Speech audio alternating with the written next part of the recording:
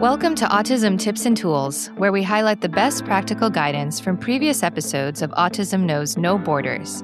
Whether you're a self-advocate, a family member, or a service provider, there's something here for you. I'm Rachel Harmon, a professional in the field of autism services, outreach, and advocacy, and the following clip is from my conversation with autistic voice actor Scott Edgar. Scott was featured in London's Autism's Got Talent and has participated in the Special Olympics, competing in basketball, bowling, and powerlifting. Here's Scott talking about how he got into voice acting and where he gets his inspiration when impersonating voices. Well, ever since I was about 8 or 9, I would go visit my cousins a lot, and my aunt would always look after her 2 kids. It was a boy and a girl, and her husband was always away on business, and yet they were always on, each other's nerves and everything, brother and sister was. So my aunt would always have to separate them and everything, and it was just like something that was better than cable. So on the way home and everything, they asked me, "So did you have a good time with your cousins?" And I said, "Yeah, they sounded like this." And my parents were like, "I do." So they're like, "Okay, give me more family members. Go, go, go, go." So I did grandma, grandpa, other aunts and uncles, and they're like, "Wow." So the next family reunion, everyone was just surprised. And my parents were like, "Okay, what about TV characters and movie characters?" So I showed them that, and they're like, "Wow, we're impressed." So my first talent show was when I was 10 years old, and I had no stage etiquette or experience, and it was my turn to come up. So instead of having the stage curtains open, I just walk right through the curtains, and the crowd is loving it. And yet it was just, probably just something that we just kept on going on. I was always known as that one guy every single year, even at new schools. And then you decided to study it more in college? Got a degree in theater, right? That's right. Okay. Could you give us some samples of the voices you do? Well, I can do a pretty good Elmo if you'd like to hear it. Okay. I'm also happy to be here. Autism Knows No Borders. That is really spot on. Thank you. Do you have another one?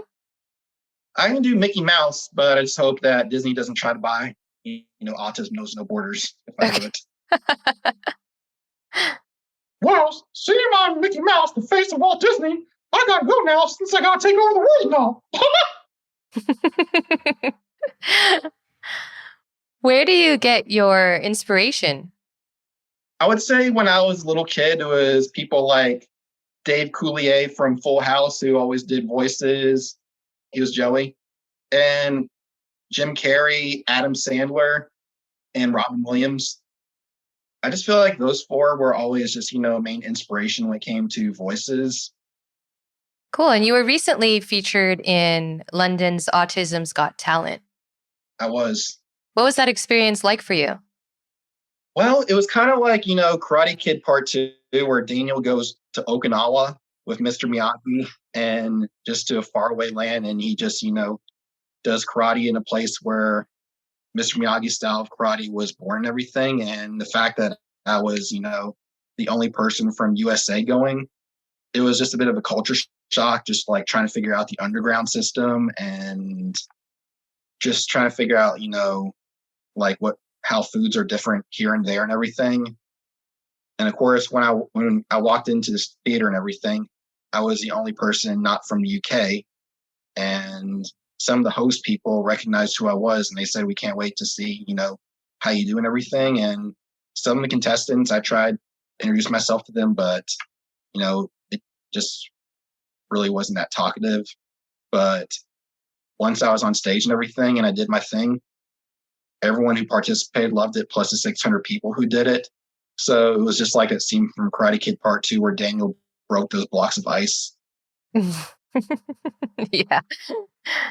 Just afterwards, just telling me how great of a job I did. It was just like Rocky IV when Rocky beats Drago, and just the Russians were loving him when at first they really weren't fond of him.